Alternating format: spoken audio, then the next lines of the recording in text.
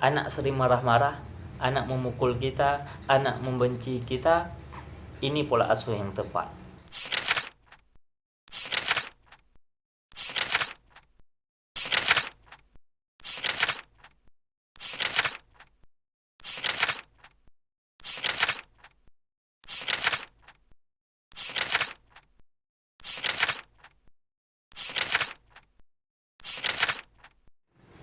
Assalamualaikum warahmatullahi wabarakatuh. Wabarakatuh. Selamat datang kembali di Darul Muklisin Channel. Jadi sebelumnya saya ingin berterima kasih kepada rekan-rekan semua yang telah menonton video ini dan juga telah menekan tombol subscribe-nya, yang telah mendukung channel ini. Terima kasih kepada teman-teman semua. Oke, jadi pada kesempatan kali ini kita akan membahas sedikit berkaitan dengan bagaimana ajaran Islam mengatur tentang pola asuh anak. Jadi hal ini saya bahas karena saya melihat sebuah video. Nah, ini videonya.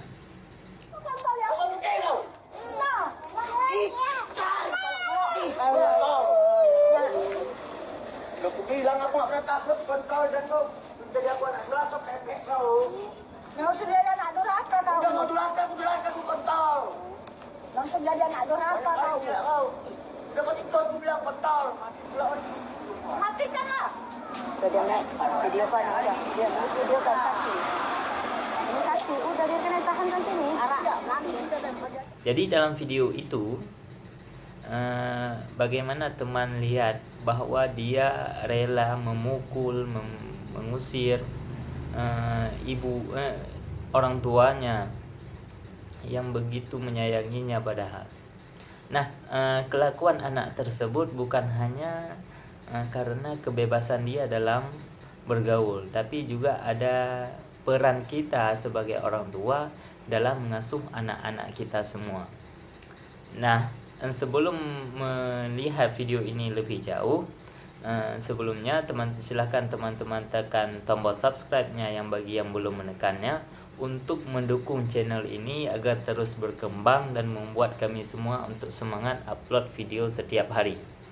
Nah, bagi teman-teman yang belum yakin bahwa video ini akan bermanfaat untuk teman-teman semua, boleh teman-teman tunda, boleh rakan-rakan tunda sampai menonton videonya hingga selesai. Oke, kita akan membahas tentang pola asuh anak yang tepat. Pola asuh orang tua merupakan suatu yang mempengaruhi tumbuh kembang anak dalam keluarga. Pola asuh yang positif akan berefek positif pada tumbuh kembang anak. Sebaliknya, pola asuh yang negatif akan berefek negatif pula pada tumbuh kembang anak. Konklusi ini menunjukkan bahwa keberadaan pola asuh yang positif sangat urgen dalam kehidupan rumah tangga. Dari sanalah akan lahir anak yang memiliki tumbuh kembang sesuai dengan perkembangan usia biologis dan psikologisnya. Maka anak sebagai aset keluarga, aset bangsa, aset agama, aset sosial harus dirawat keberadaannya dengan pola asuh yang positif. Nah, secara umum praktik asuhan dalam keluarga berkisar pada tiga pola, yaitu otoriter, permisif, dan otoritatif. Nah, bagaimana maksudnya? Saya akan menjelaskannya satu persatu. Jadi pertama, asuhan otoriter. Maksudnya adalah model pola asuh yang mengedepankan perintah, ancaman, dan tekanan dalam mengasuh anak. Sehingga tidak jarang model asuhan seperti ini membawa malapetaka secara fisiologis dan psikologis kepada anak, seperti kekerasan verbal, yaitu caci maki, ataupun non-verbal berupa pukulan. Nah, kasus kekerasan orang tua kepada anak disebabkan tidak membawa uang dari hasil mengemis sebagaimana terlihat pada Serambi pada tanggal 20 bulan 9 2019 merupakan contoh konkret bahwa masih mewabahnya pola asuhan otoriter dalam keluarga. di mana anak dalam keluarga laksana seorang budak yang dieksploitasi sedemikian rupa di luar batas kemampuannya. Akhir dari pola asuh otoriter ialah akan berdampak traumatis pada anak, yakni anak akan mengalami trauma yang berkepanjangan, frustasi dan depresi dalam menjalani hidup, sehingga berakibat pada terganggunya tumbuh kembang anak. Maka pola asuh otoriter dalam mengasuh anak harus ditinggalkan oleh setiap keluarga. Mengapa harus ditinggalkan? Karena keberadaan anak dalam sebuah keluarga harus dimanusiakan layaknya manusia. Dalam bahasa Inggrisnya disebut humanis, yang memiliki kelebihan, yaitu fitrah, dan kekurangan, yaitu dosa. Anak harus diasuh berdasarkan tuntunan Allah Subhanahu wa taala dan Rasulullah sallallahu alaihi wasallam, bukan dengan tata cara dan keinginan orang tua sendiri yang kadang-kadang tidak memiliki kepekaan secara psikologis terhadap tumbuh kembang anak. Nah, itu yang pertama. Yang kedua, nama asuhannya yaitu asuhan permisif, yaitu model pola asuh yang tidak memiliki kepedulian dan memberikan kebebasan tanpa batas kepada anak dalam bertindak dan berperilaku. Orang tua abai dan absen dalam mengasuh anak, artinya membiarkan anak secara bebas untuk berkeliaran dimanapun yang dia mau. Efeknya apa? Anak akan terjerumus dalam perilaku destruktif dan amoral, semisalnya pergaulan bebas atau free sex, narkoba, yang disebabkan tanpa perhatian dari orang tuanya. Nah, artinya kebebasan anak yang terlalu bebas akan menyebabkan anak melakukan pergaulan yang terlalu bebas, dan contoh lain bernarkoba, yang efeknya lagi akan membuat kita semua malu, baik keluarga, desa, sekolah maupun negara. Nah, model asuhan permisif juga dapat mengancam tumbuh kembang anak, di mana anak laksana raja dalam sebuah keluarga, sehingga setiap tindakan dan perilakunya tanpa mendapatkan pengawasan dari orang tua. Padahal anak merupakan amanah yang dititipkan Allah Subhanahu wa taala kepada orang tuanya untuk dididik, disayangi, dan dicintai. Maka titipan itu harus dijaga, dirawat, dan diasuh baik fisik maupun psikis sesuai dengan tuntunan Allah Subhanahu wa taala. Nah, dua asuhan di atas tadi yang telah saya jelaskan itu merupakan pola asuhan yang tidak tepat untuk kita laksanakan. Nah, lalu bagaimana pola asuhan yang paling cocok? Nah, ada solusi yang ketiga, yaitu nama asuhannya asuhan otoritatif. Maksudnya apa? Maksud asuhan otoritatif adalah model pola asuh yang menggabungkan antara tuntutan atau otoriter tadi dengan dukungan, yaitu permisif dalam mengasuh anak. Artinya, orang tua bukan sekedar menuntut anak agar dapat mengembangkan potensi, tapi juga mendukung dan menyediakan fasilitas untuk mengembangkan potensi anak. Maka, pola asuh otoritatif selalu melibatkan anak dalam setiap keputusan keluarga. Nah, ini merupakan hal yang penting. Keberadaan anak dalam keluarga benar-benar dimanusiakan dan diberi hak sesuai dengan kebutuhan. Semisalnya kebutuhan kasih sayang, kebutuhan keamanan, kebutuhan pendidikan, asupan makanan yang bergizi, dan makanan biologis lainnya. Oleh karena itu, asuhan otoritatif ini dapat disebut sebagai model asuhan demokratis, yakni model asuhan jalan tengah, wasatiyah, yang tidak ekstrim ke kanan, yaitu otoriter, dan tidak pula ekstrim ke kiri, yaitu permisif, yang membiarkan anak terus keluar tanpa ada pengawasan oleh orang tua.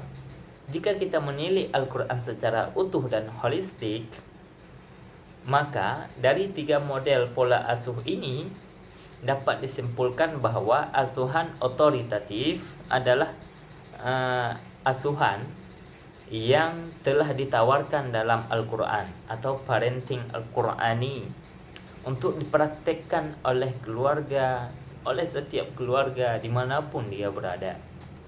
Hal ini menunjukkan bahwa model asuhan otoritatif sangat cocok dan relevan dengan fitrah anak sebagai makhluk ciptaan Allah Subhanahu wa taala. Artinya apa?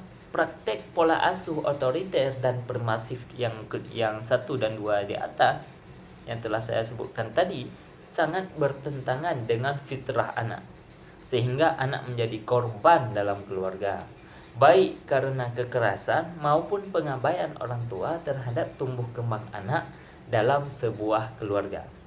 Oleh karena itu, agar tumbuh kembang anak sesuai dengan fitrah, maka diperlukan praktik asuhan otoritatif dalam sebuah keluarga. Nah, lalu bagaimana kita mengetahui bahwa kita mendidik anak dengan asuhan otoritatif? Nah, ada beberapa ciri khas yang menunjukkan bahwa kita telah mendidik anak dengan pola asuhan otoritatif. Nah, setidaknya terdapat 2 ciri khas menonjol dalam asuhan otoritatif. Pertama, gaya komunikasi 2 arah. Bagaimana maksudnya? Komunikasi merupakan satu unsur penting dalam kepengasuhan anak. Kecakapan berkomunikasi orang tua akan memudahkan dalam menyampaikan pesan-pesan berupa perintah dan larangan untuk mengoptimalkan tumbuh kembang anak. Maka, gaya komunikasi 2 arah orang tua dan anak menunjukkan upaya melibatkan anak dalam pembicaraan berupa diskusi dan dialog. Berbeda dengan komunikasi 1 arah yang hanya berisi perintah, dan perintah tanpa melibatkan anak dalam pembicaraan. Dalam Al-Quran dikisahkan bahwa Nabi Ibrahim alaihissalam merupakan tipe orang tua yang mengedepankan dialogis dan diskusi dalam memberikan perintah dan pelajaran kepada anak. Misalnya, tatkala Nabi Ibrahim alaihissalam bermimpi berkali-kali untuk menyembelih Ismail alaihissalam, Nabi pun memastikan bahwa mimpi itu berupa wahyu dari Allah Subhanahu wa taala. Maka Nabi Ibrahim alaihissalam mendatangi Ismail dan menyampaikan mimpi itu kepada Ismail secara dialogis, secara percakapan. Hal ini tergambar dalam Al-Quran yang telah diceritakan kepada kita. Saya akan mengutip artinya. Maka tatkala anak itu sampai pada umur sanggup berusaha bersama-sama Nabi Ibrahim alaihissalam, Ibrahim berkata, "Hai anakku, sesungguhnya aku melihat dalam mimpi bahwa aku menyembelihmu. Maka pikirkanlah apa pendapatmu." Ia menjawab, "Wahai bapakku, kerjakanlah apa yang diperintahkan kepadamu. Insya Allah kamu akan mendapatkanku termasuk orang-orang yang sabar." Hari ini bisa terlihat misalnya dalam surah As-Saffat ayat 102. Nah, bagaimana cara Islam menganjurkan agar kita memiliki sifat ciri khas dialogis.